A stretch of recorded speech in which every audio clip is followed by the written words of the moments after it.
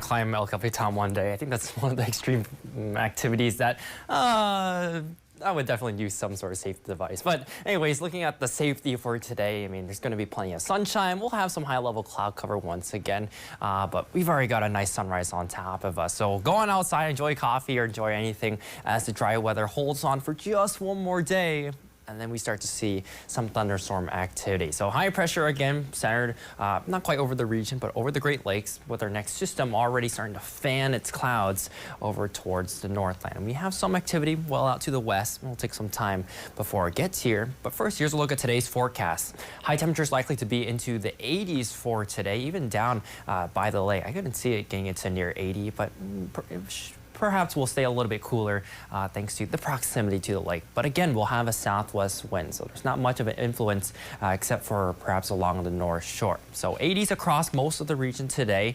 There's a little bit of some fire danger, especially along the Iron Range and up to the north before those storms come on in. So we got to watch out for the fire danger once again. It won't be as high down towards the south as there's a little bit higher or more moisture available. But eventually by this evening, we'll get more moisture to work on its way in, and the fire activity or level will go down. That's also when we see the next chance for possible severe storms. Maybe not so for tonight, because it looks like most of the activity will be holding off west out towards Bemidji with some general thunderstorms through the nighttime hours. But then on Thursday, that threat will then shift off towards the south and east, including along the Twin Ports. So kind of along Minnesota 210 and points down to the south and east. Again, it's only a level 1 out of 5 risk, a marginal risk, meaning we could see some isolated severe storms. So not a super high chance, but still a chance nonetheless. Then on Friday, the threat continues to shift down to the south as the system gets on out of here, and we see a little bit more cooler and more stable air working its way in heading into the weekend.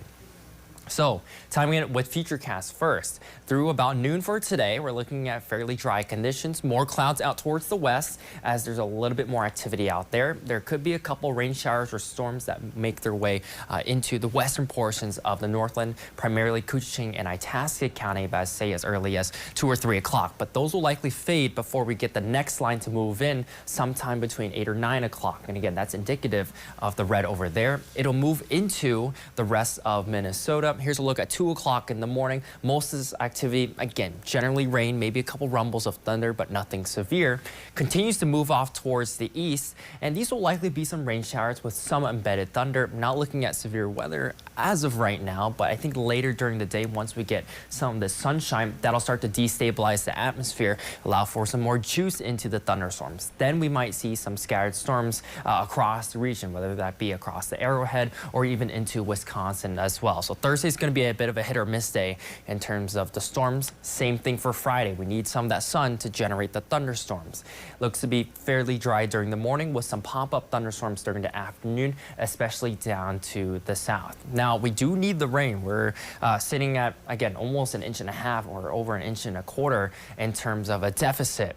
And so how much rain could we see? Well, it looks like amounts are generally going to be around 1/2 inch or less. If we get multiple thunderstorms to roll over the same regions, then we might get to, say, 1 inch plus by the end of the day on Friday. But again, that needs to be lots of thunderstorms in order to get that amount of rain. So hopefully we can pick up some. I do think we'll all get some rain, but we do need a little bit more. So hopefully we get a little bit more rain through Friday. Otherwise, the weekend looks a little bit cooler with temperatures into the 60s and 70s.